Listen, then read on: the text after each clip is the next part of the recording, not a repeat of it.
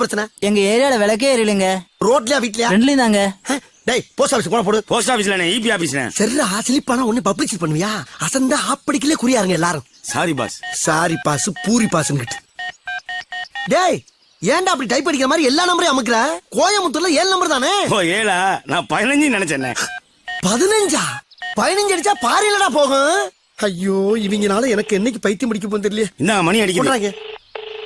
Hello hello hello, நான் வட்டச் செயலாளர் வண்டுமுருகன் பேசுறேங்க. நான் சதுர செயலாளர் சந்தமுருகன் பேசுறேன்.